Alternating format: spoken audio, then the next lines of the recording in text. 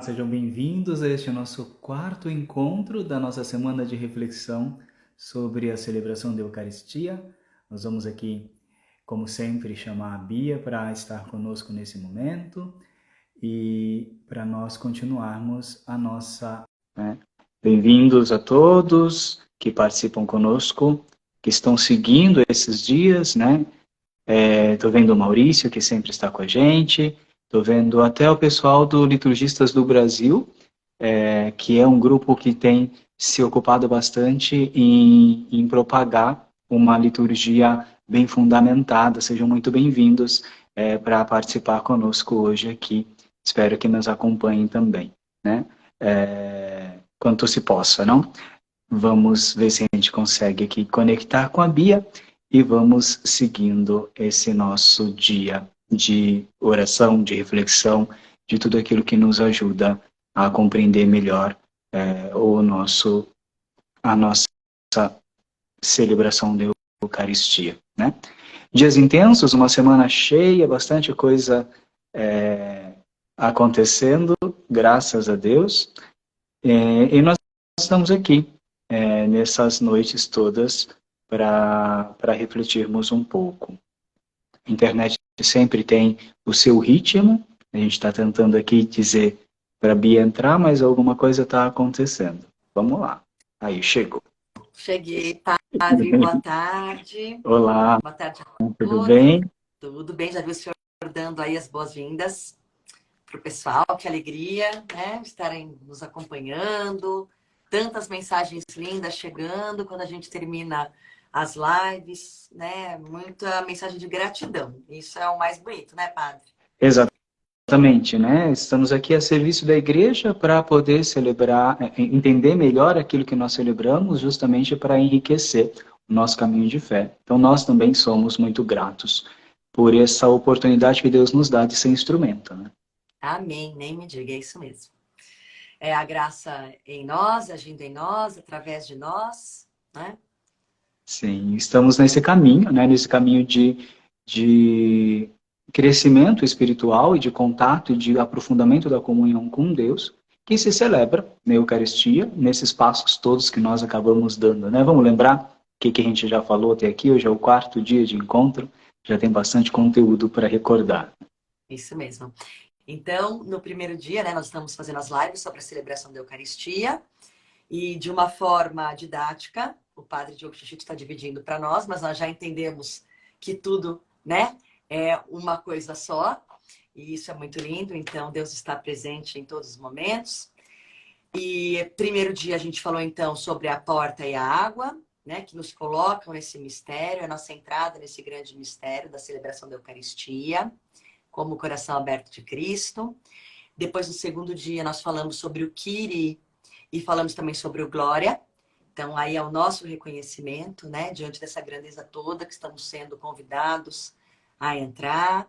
E o Senhor que nos perdoa. E então, nós o glorificamos, bendizemos, adoramos, porque nos eleva, né, da nossa miséria e nos permite participar de um ato tão grandioso. Depois nós falamos, então, ontem, né? Começamos a falar sobre a liturgia da palavra, que o senhor disse que é um processo daí de proximidade mesmo, né? Nossa, com o mistério, onde a relação agora vai passar a ser bilateral. Nós vamos começar esse diálogo, né? Lindo com o Senhor. Nos extasiou falando do ambão, né? De quando realmente essa palavra...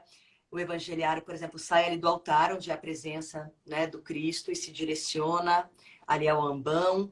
Então, essa palavra que vai ecoar em nós, como que saindo do sepulcro, o Cristo ressuscitado que nos fala, e que nós recebemos essa palavra através do sentido da audição, né, da escuta, que só através da escuta essa palavra chega ao nosso coração. Então, acho que num resumo simples, Sim. É isso que a gente tem falado até aqui. Essa palavra que nos alcança pede de alguma forma, não porque a sua essência é essa, mas justamente porque é uma relação, pede uma resposta, né? Alguma coisa que brote em nós, né? Não é um monólogo, é Deus que se revela, mas se revela em uma atitude relacional conosco, né? Então nós como igreja, como a esposa do Cordeiro que se aproxima do seu amado esposo, nós entramos nessa relação, nesse diálogo, e por isso nós respondemos com o nosso creio, acredito em tudo isso que é revelado, e com a nossa confiança total, por isso as preces, né? Hoje alguém me perguntou, quando nós temos uma intenção da missa, onde é que nós colocamos? Colocamos lá na oração coleta, lemos antes, como em alguns lugares é comum. O lugar mais adequado, pensando esse caminho que a gente está fazendo, para colocar uma intenção particular, é justamente o momento das preces. Porque tudo que nós vivemos até aqui é uma atividade comunitária, uma atividade eclesial. A Igreja Universal reza desse jeito. Quando nós chegamos no momento das preces, que é quando nós nos apresentamos como comunidade específica que se reúne para a celebração, nós rezamos pela Igreja, nós rezamos pelos governantes, pelos que tenham alguma necessidade especial, e depois as últimas preces são as preces da comunidade local, porque essa Igreja, que é católica, que está no mundo inteiro, se manifesta também nessa parte, nessa porção do povo de Deus que se reúne para rezar a Eucaristia.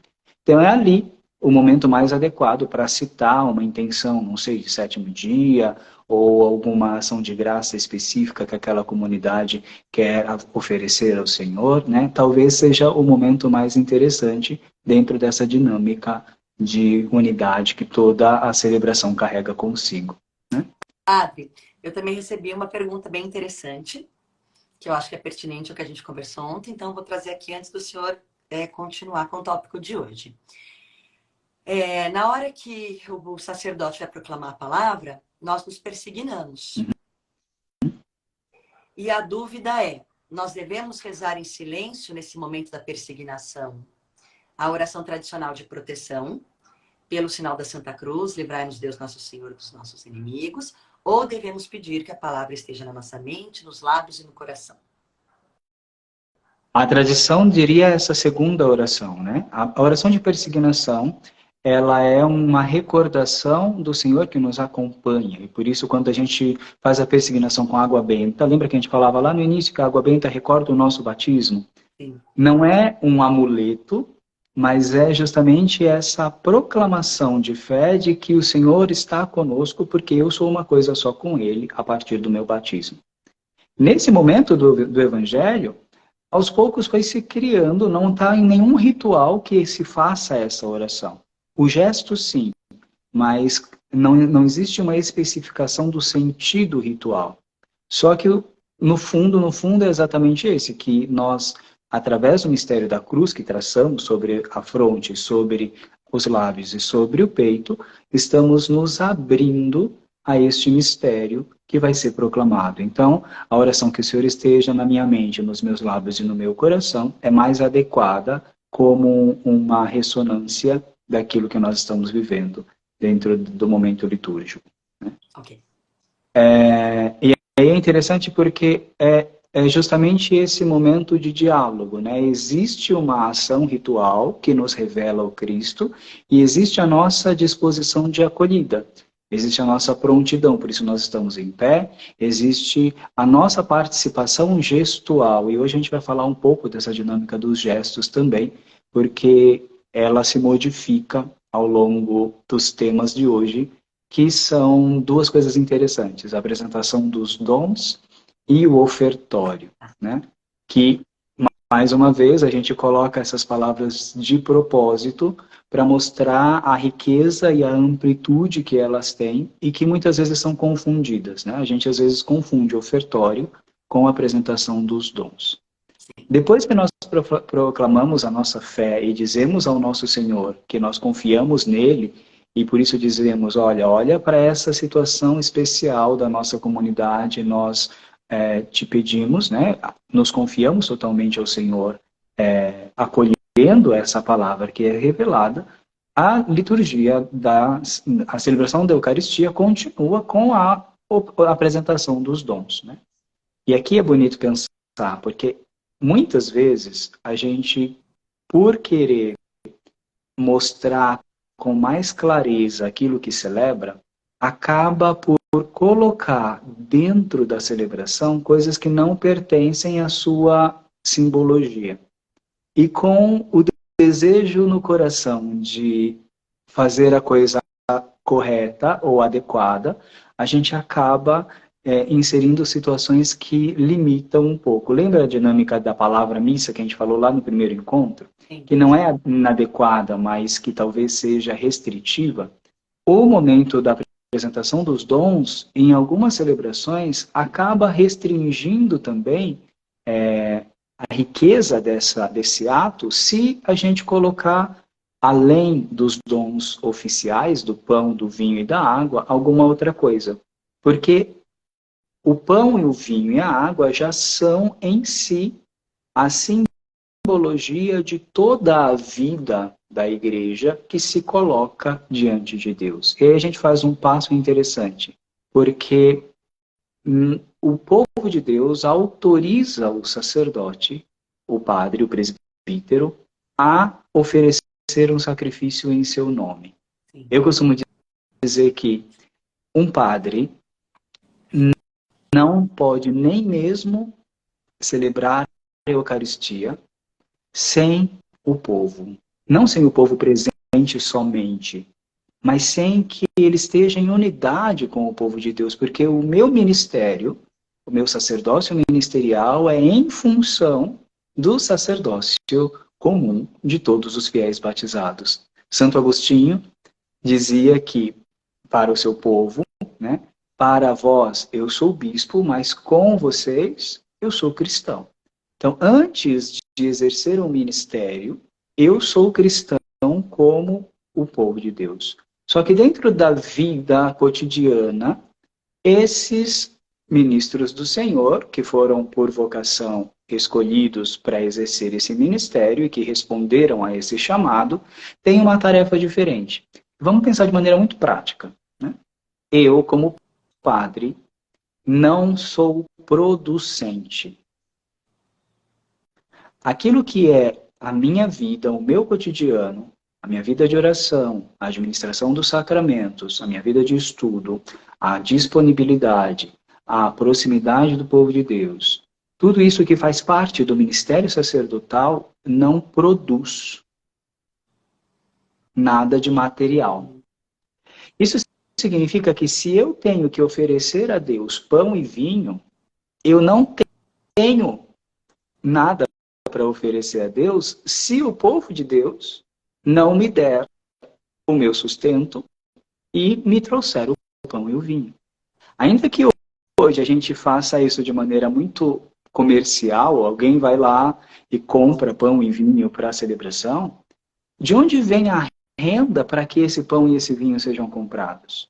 Do trabalho do povo de Deus, que traz à igreja as doações daquilo que recebe como gratidão de tudo aquilo que o Senhor lhes concede, para permitir que o culto seja mantido. Ou seja, o pão e o vinho que são ofertados pelas mãos do padre não são fruto do trabalho do padre. São fruto do trabalho do povo de Deus. Então eu, como padre, ainda que o Senhor tenha me dado a graça de ser seu ministro e de oferecer o santo sacrifício, não posso fazê-lo sem o povo de Deus que me traz aquilo que eu ofereço. Nossa, que coisa linda! Isso significa que é impossível rezar a Eucaristia sem o povo, porque o meu ministério depende do de vocês. Assim como os leigos precisam de um padre para oferecer o sacrifício ao Senhor, o padre precisa dos leigos para ter o que oferecer. Sim. Porque como eu vou ser mediador entre Deus e o povo, se eu estou em contato com Deus, mas eu não tenho essa relação com o povo? Então, nós somos dependentes uns dos outros. O padre não é melhor do que ninguém. O padre exerce um ministério. Nós somos diferentes, não somos melhores.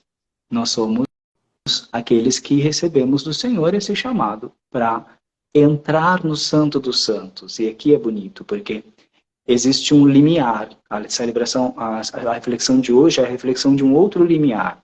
Se a gente passou pela porta, saiu do nosso cotidiano e passou pela porta para esse encontro com o Senhor, reconhecemos que estávamos na presença dele, escutamos a voz dele que nos falava e respondemos a ele, eu quero continuar em relação contigo, depois de acolher essa presença grandiosa de Deus, eu não posso fazer outra coisa senão me entregar completamente, sem reservas, como Ele faz conosco. Então, se Ele se revela como aquele que não se economiza e que se doa completamente, doa a sua divindade para a nossa humanidade, nós também precisamos viver a nossa vida como essa doação total daquilo que nós somos e temos a Ele. Por isso, no pão e no vinho, nós encontramos a vida do povo. E é isso que é proclamado no momento da apresentação dos dons, que é um rito feito por duas partes. É um rito que, para ser bem vivido, começa na mão do povo e termina na mão do padre. Normalmente nas missas mais solenes, nas festas, se faz com mais frequência, mas deveria ser um rito cotidiano, aquele de que o povo trouxesse o pão e o vinho até o altar. E só pão, vinho e água, porque ali está justamente a presença de todo o mistério. Né?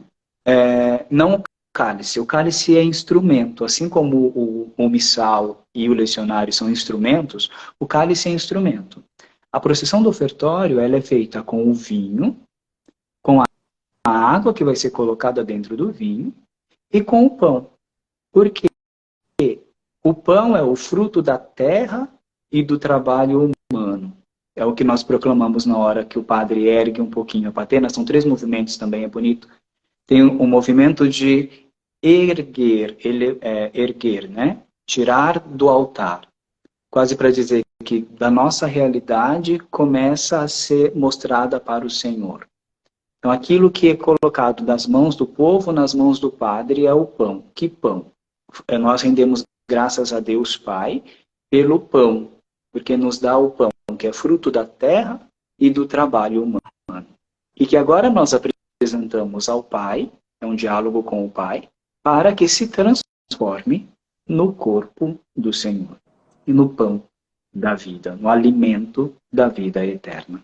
Padre, e a gente pensa como que é... Quando o senhor diz o pão, para entrar na procissão de entrada, o senhor está dizendo na âmbula as partículas que vão ser consagradas. Exato, e não uma broa bonita com trigos em volta. Né? A gente já e nem um caixa de uva. Pão, entra uva, Não, é a âmbula com as partículas a serem consagradas. Exato, Hóstias, porque quer dizer... as hóstias, né? Naquele momento elas são partículas, né? Elas se tornam hóstias depois da consagração, porque a palavra hóstia significa vítima, sacrifício. Né? E é interessante que você chame atenção para isso, porque aqui eu volto para aquilo que eu dizia. Às vezes a gente tem a bela intenção de tornar mais claro, mais visível o mistério. Mas pensa comigo, se eu tenho pão dentro da âmbula e eu levo junto uma broa ou um pão mais vistoso, eu quase estou negando o símbolo do pão dentro da âmbula. Estou dizendo, esse outro pão aqui que é mais bonito é pão. E aquele que está dentro da âmbula? Então, se eu já tenho pão, não tem por que levar um outro pão.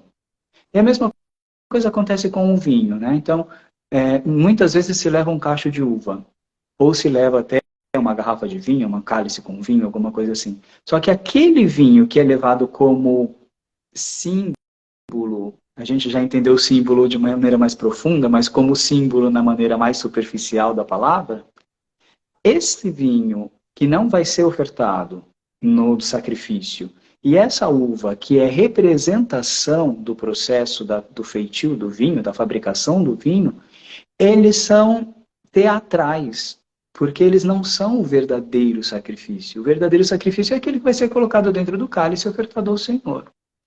Então, e a uva tem uma dificuldade maior ainda, porque ela é a matéria-prima do vinho, ela não é o vinho. Então, se for para trabalhar matéria-prima é trigo e uva. Se é para trabalhar o produto e produto, aí seria pão e vinho. Mas se eu já tenho o pão ázimo, que vai ser transformado realmente em Cristo, e se eu já tenho o vinho, que vai ser realmente transformado em Cristo, eu não preciso colocar periféricos, porque ao invés de eu valorizar o símbolo litúrgico, com boa intenção eu acabo por desvalorizá-lo, dizer aquele lá eu não consigo entender, então coloca outra coisa que é mais fácil de ver. Esse é o risco do gnosticismo que o Papa Francisco tem falado tanto quando trata da liturgia. É a coisa de ter que ser inteligível, de ter que ser algo que a minha razão alcança. Mas a minha razão alcança entender que dentro da âmbula tem pão. A minha razão alcança entender que dentro daquela galheta tem vinho. E que aquele pão é a vida do povo unida ao trabalho, ao fruto da terra, unido ao trabalho humano. É fruto do trabalho. E o pão é feito exatamente assim, né? Então, se planta o trigo, se colhe o trigo, se debulha o trigo, faz a farinha, dá a farinha, se mistura com água para fazer a massa, se coloca no forno para assar. É aquilo que Deus nos dá, a matéria-prima, a natureza, junto com o trabalho humano que transforma aquele pão em uma coisa, em alimento que dá vida. E aqui tem o mistério do Cristo também. Porque o Cristo, que é na criação, né? Deus se transborda na criação. Não é um panteísmo, mas Deus se revela também de alguma maneira, ele deixa a sua assinatura, digamos assim, em tudo aquilo que é criado. E então, na criação, na natureza, nós encontramos esse vegetal, esse germinar do trigo. O trigo, para virar farinha, como que faz farinha? A partir da maceração, a partir da trituração dos grãos de trigo. É o mistério da paixão do Cristo,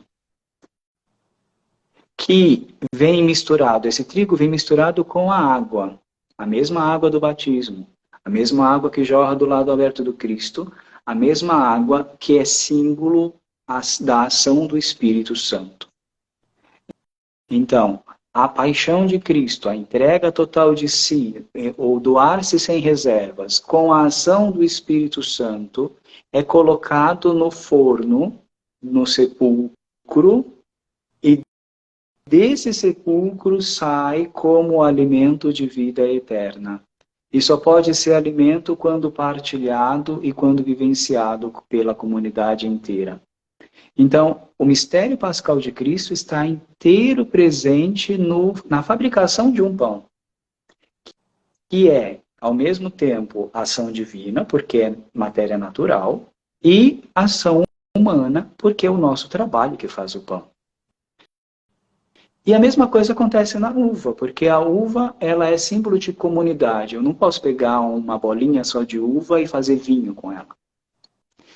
Então, os cachos de uva são esse símbolo da multiplicidade dos vários seres humanos, da comunidade, que faz o mesmo processo, passa pelo mesmo processo. A uva vem esmagada, pisada, faz sair o seu suco, o seu néctar, a sua essência, que vem engarrafada, colocada no escuro, e no escuro passa pelo processo de transformação, de fermentação, e aquilo que antes era apenas uma bebida se torna a causa da alegria, ganha uma realidade que não existia antes, que é o processo da presença alcoólica, que é normal do processo de fermentação das bebidas feitas como o vinho.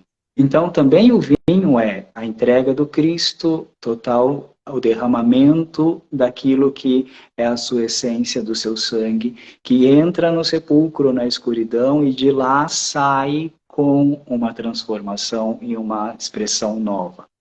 Então, o mistério do Cristo está presente completamente naquele pão e naquele vinho.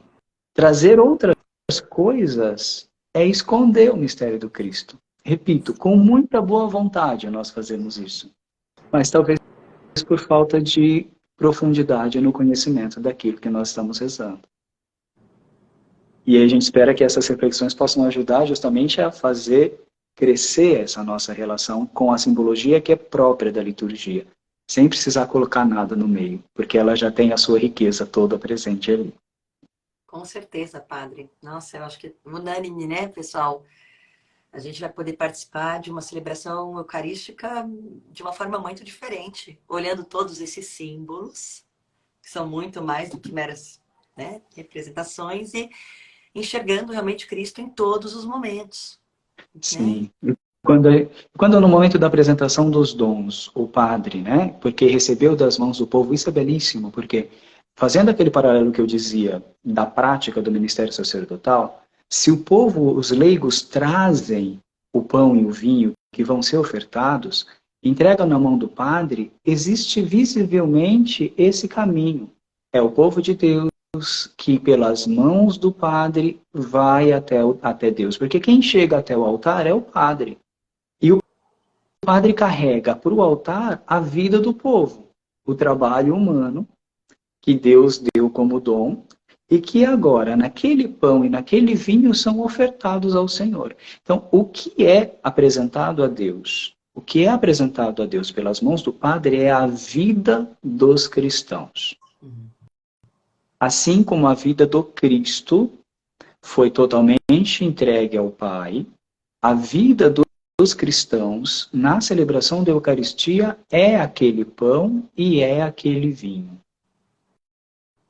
Por isso que é interessante que o próprio povo traga os dons até o padre. E depois que o padre...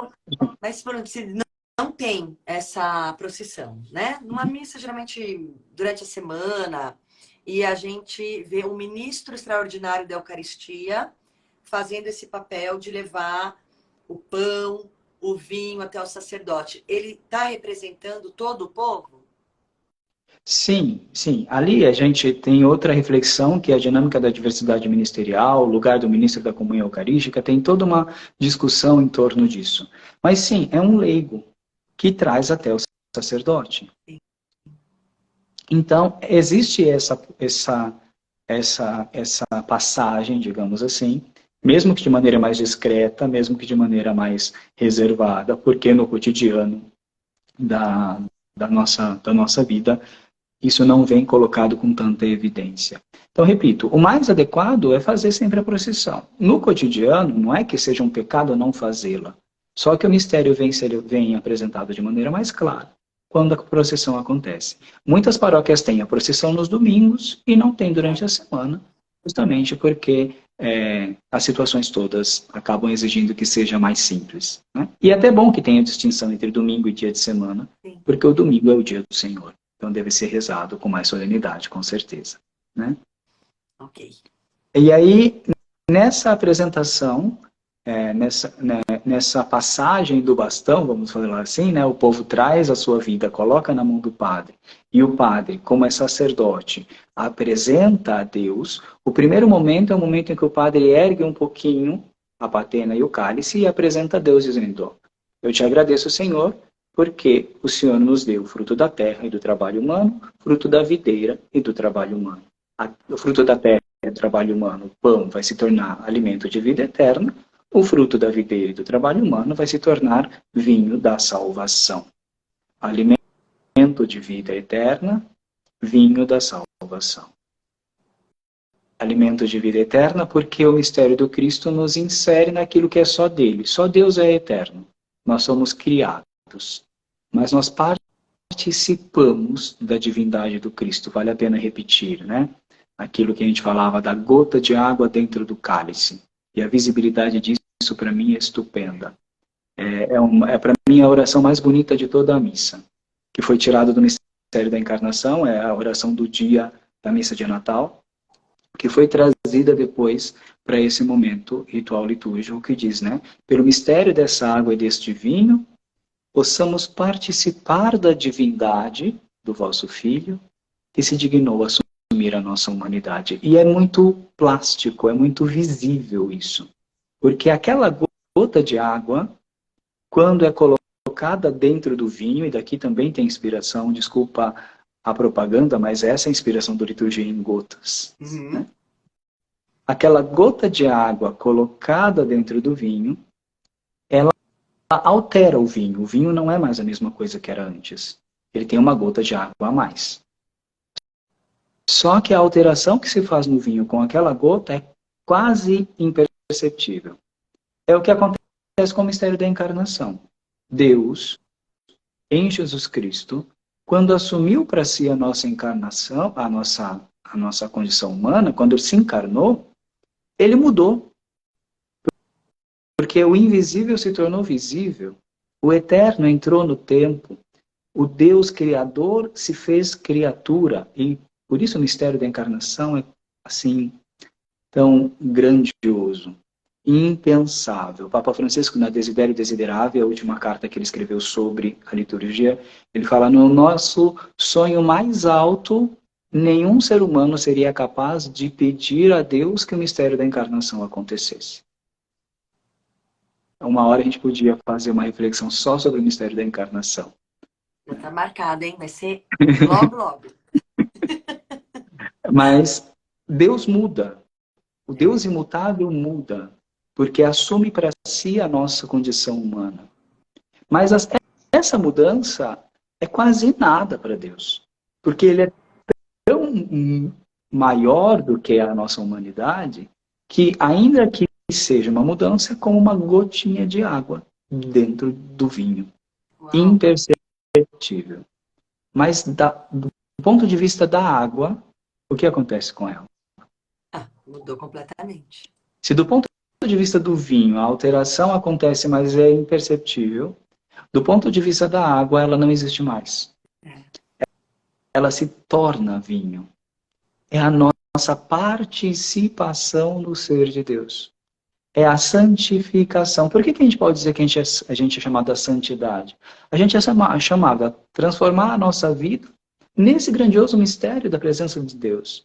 A gente é chamado a transformar a nossa vida nessa comunhão completa em que o que eu sou e a ação de Deus no mundo são uma coisa só.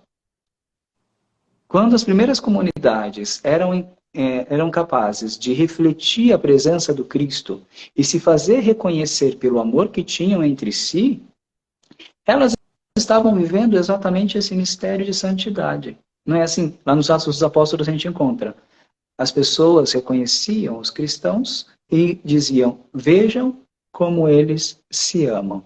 Quem é amor? Deus. Então a vida de unidade no amor dos cristãos é expressão do ser de Deus, é transformar em linguagem humana ou em vida humana o ser de Deus. E isso é vivenciado justamente nessa dinâmica de comunhão, que começa no batismo, que é celebrada através de todos os ritos que fazem parte da liturgia e também, como principal rito, o rito da Eucaristia.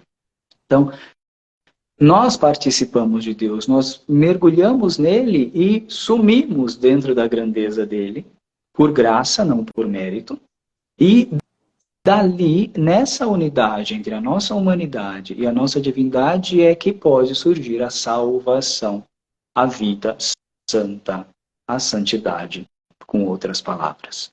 Né? Então, ali no pão e no vinho, que são símbolos da nossa vida, da vida do povo de Deus, que são apresentados pelo sacerdote a Deus, dali brota uma autorização, um pedido de autorização por parte do padre, quando o padre se volta para o povo e diz, orai, para que o meu e o vosso sacrifício seja aceito por Deus Pai Todo-Poderoso. Então, o padre, quando convida a comunidade a rezar, está dizendo, olha, vocês colocaram na minha mão a vida de vocês. Agora me sustentem na oração e no contato com o Senhor, para que Ele aceite esse sacrifício que eu estou levando.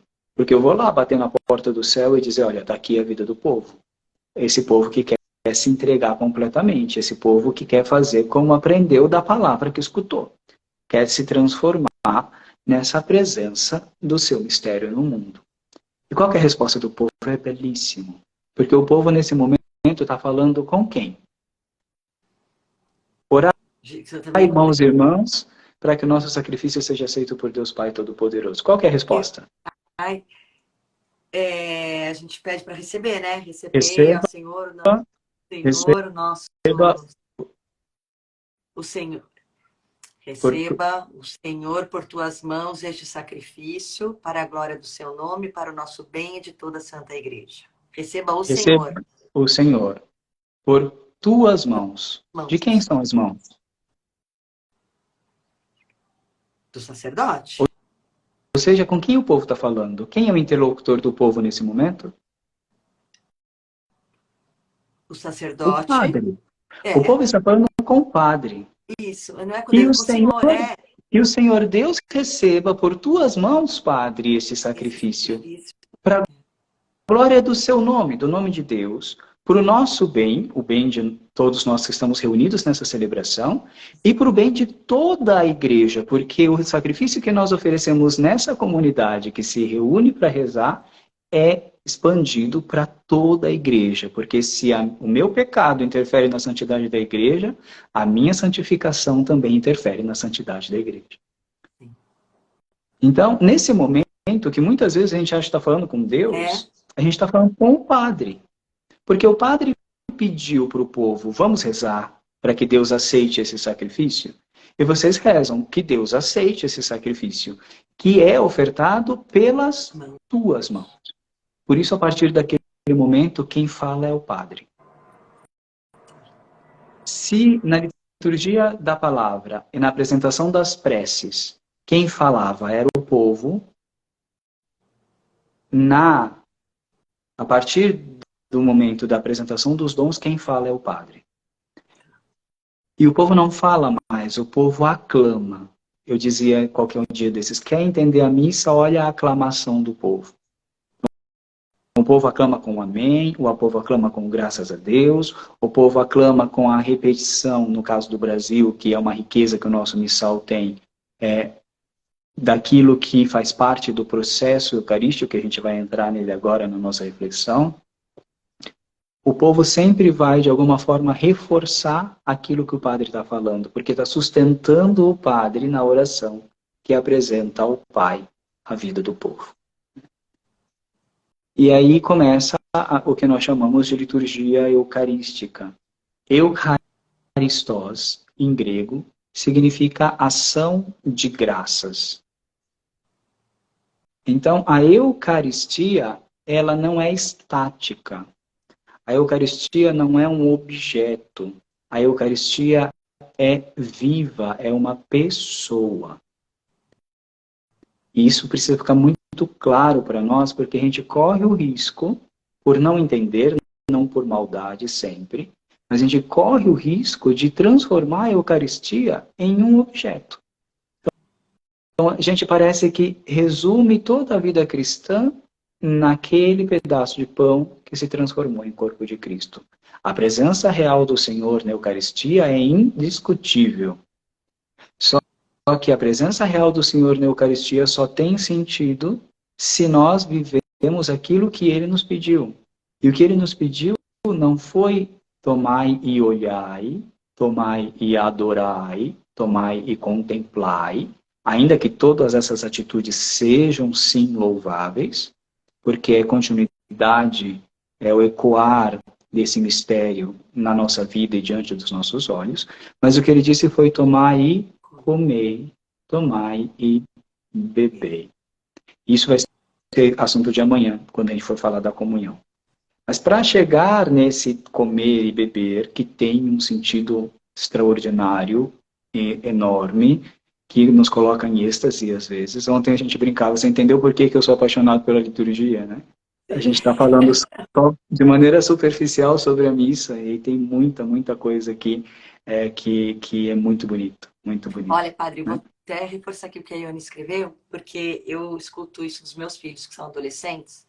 Quando a gente tem a possibilidade de participar de uma missa fora do Brasil, eles falam para mim, nossa, mãe, é a melhor missa, né? Porque é rápido, a gente não fica respondendo aquele monte de coisa, já chega na hora da comunhão. E eu até cheguei a pensar, nossa, acho que para os jovens talvez realmente seja interessante, mas gente do céu, né? A gente começa a ouvir tudo isso e é isso mesmo, sustentamos o sacerdote para que o mistério aconteça em toda a sua grandeza. Isso faz todo sentido. Isso é um diferencial maravilhoso para nós. Exato. Né? Então, assim, é que a gente é inclinado para a praticidade, né? Então, aquilo que é mais rápido, aquilo que é mais simples, aquilo que parece que acontece já cumprimos o nosso dever, já cumprimos a nossa obrigação, entre aspas, diante de Deus, mas a nossa relação com Deus não pode ser um dever, né? Deve ser uma relação de amor. Então, quando eu me aproximo das pessoas que eu amo, estar com elas não é um dever. Eu não preciso fazer nada. Quando eu amo alguém, eu quero estar com a pessoa. Se a gente faz alguma coisa junto, ótimo, vamos ter história para contar depois. Mas mais importante do que fazer é estar. E com Deus, a relação da Eucaristia é essa, é a relação de um Deus que quis estar conosco. E que nós respondemos através da vida celebrativa e da vida litúrgica, também quero estar com o Senhor. Né? Então, o processo, inclusive com a juventude, é essa mudança de linguagem. Eu vi que alguém dizia, eu acho que o Maurício dizia, todos os padres deveriam ensinar as coisas mais ou menos do mesmo jeito. Quem sabe um dia a gente chega a isso, né? Eu estou aqui me esforçando e trabalhando muito, estudando muito, com esse desejo no coração. Eu tenho esperança de que sim, de que as coisas aos pouquinhos vão entrando e ganhando profundidade. Porque a gente ainda está descobrindo tudo isso. Tudo isso é muito novo. O Vaticano II tem 60 anos. A gente ainda tem gente viva que participou daquele processo. Então, a gente não pode querer dar um passo maior do que a nossa perna, né? É um processo mesmo de aprofundamento, de transformação e de conhecimento. Se muitas vezes hoje os padres que nós temos, e digo a partir do ponto de vista de um padre, ainda não chegam a essa profundidade, não é culpa deles. Sim. É culpa do processo, nós ainda não tivemos tempo de maturação suficiente para que tudo isso se transformasse em realidade. Eu louvo a Deus que eu estou aqui, mergulhado no coração da igreja, para poder beber dessa fonte. Só que não serve nada se ela ficar guardada comigo. Por isso esses momentos aqui são momentos que, para mim, são muito importantes, porque me ajudam justamente a colocar em ação o sentido de todo esse esforço que eu tenho feito aqui. Né? Amém. E para trazer esse novo de Deus para nós, num momento também delicado, que às vezes a gente vê tantas pessoas querendo retroceder. Mas por Em algo muito causa disso, antigo, né?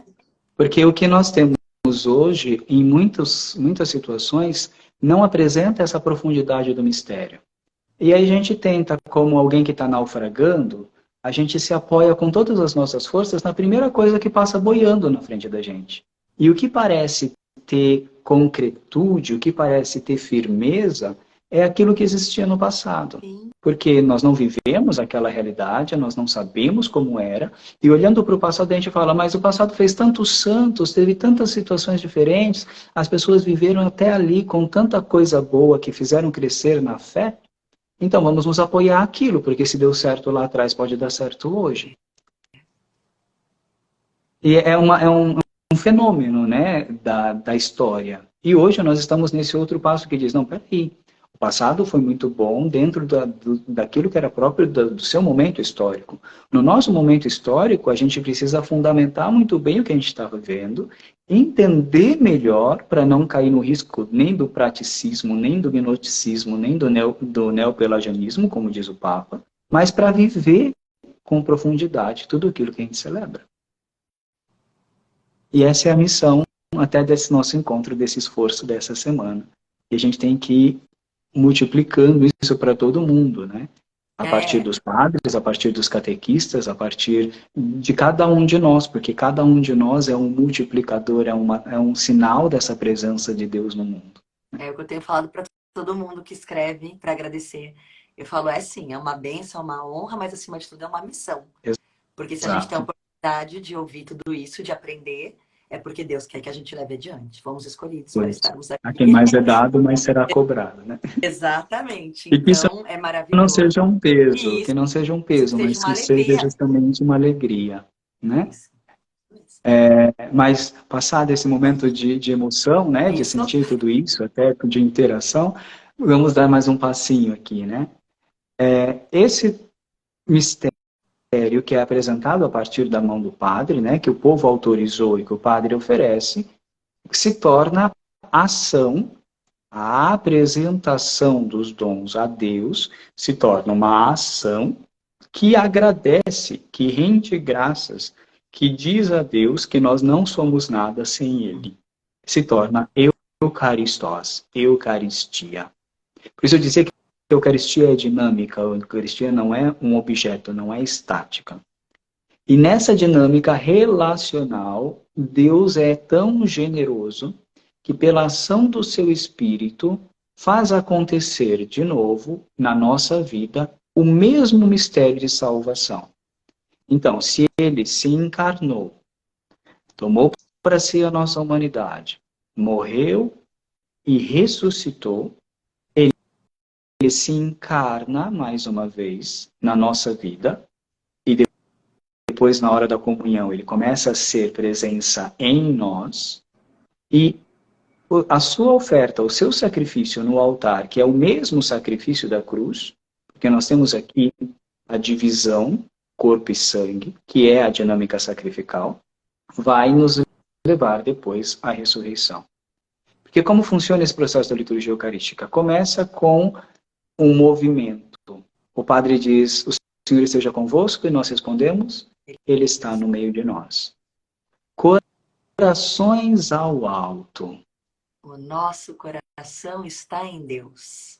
É uma proclamação no presente que diz que a nossa vida, coração é símbolo da vida, a nossa vida, pelas mãos do Padre, naquele pão e naquele vinho, agora não estão mais nas nossas mãos, mas estão em Deus. Porque o Padre já mostrou para Deus, olha, está aqui a humanidade, está aqui o meu povo, está aqui aqueles que diante do Senhor, nesse momento, querem responder a esse chamado que o Senhor nos fez na liturgia da palavra. O nosso coração está em Deus, diz o povo. Ou seja, o nosso coração naquele pão e naquele vinho já não está mais comigo, mas já foi entregue. Qual que é o problema? O problema é que na nossa vida de fé, e isso é uma realidade para todos nós, a gente vive brincando de cabo de guerra com Deus. A gente entrega a vida na mão dele, mas não solta a outra ponta. E quando ele quer levar a gente para algum lado que não é o mais confortável, a gente fica puxando de volta, dizendo, eu não quero ir para lá. A liberdade de uma oferta total e sem reservas, que foi a liberdade do Filho que nos trouxe a salvação, ela é expressa no momento do ofertório, no momento da apresentação dos dons, em que nós oferecemos a Deus a nossa vida. E a partir dali, quem vai decidir é Ele. Porque Ele sabe o que é melhor para nós, nós confiamos nele e nos deixamos conduzir por Ele. Por isso que o Padre também é sinal do Cristo Pastor. Porque é aquele que depois, no exercício do cotidiano, fora da celebração, vai conduzir a comunidade para esse caminho que leva para a salvação. Mas deixar-se conduzir é muito difícil. Obedecer, que é o maior ato de liberdade, porque a gente é livre até do nosso próprio desejo, da nossa própria vontade, é o ato mais difícil de entrega. Mas isso foi vivido pelo Cristo, porque ele foi obediente até a morte, morte de cruz. Então, quando eu digo sim à vontade de Deus, eu me torno obediente e devo viver segundo a sua vontade, e não segundo os meus critérios. É um processo de adesão. Assim como no creio eu disse que faço adesão, aqui eu demonstro essa minha adesão quando eu entrego a minha vida, quando o meu coração é elevado até Deus pelas mãos do Padre. Né? O Senhor esteja convosco, Ele está no meio de nós, corações ao alto, o nosso coração está em Deus. Demos graças ao Senhor nosso Deus e nós respondemos, é nosso dever e salvação. Porque depois de tudo isso que eu recebi de Deus, não por constrição, né? Ele não nos constringe a fazer aquilo, mas eu não posso fazer outra coisa, né? No sentido assim de que uma gratidão brota do meu coração de maneira tão grande, tão ampla, que a única coisa que eu posso fazer é dizer, Senhor, estou aqui. E aí, durante o processo da liturgia eucarística, que é o verdadeiro ofertório, então a apresentação dos dons é quando se traz pão e vinho, entrega na mão do Padre, o Padre apresenta para Deus. No mistério da Eucaristia, da oração eucarística, as orações vão fazer acontecer o ofertório, que é quando o Padre pede a vinda do Espírito Santo sobre o pão e o vinho. O que é o pão e o vinho? O pão e o vinho somos nós. Se o Espírito Santo vem sobre o pão e o vinho, o Espírito Santo vem sobre a vida de todos os cristãos batizados. A epíclese sobre as oferendas, sobre o pão e o vinho, é o pedido da vinda do Espírito Santo sobre a vida do povo. a vida do povo que é transformada em presença real do Cristo. Por isso a Eucaristia é sacramento. Nossa, que lindo. Sacramento Porque a gente é está muito acostumado a profundo. pensar que o que vai transformar é o pão e o vinho, não somos nós. Sim, é o pão e o vinho, mas Então, o que é aquele pão e aquele vinho? nós. Então, sacramento é um sinal visível de uma realidade invisível.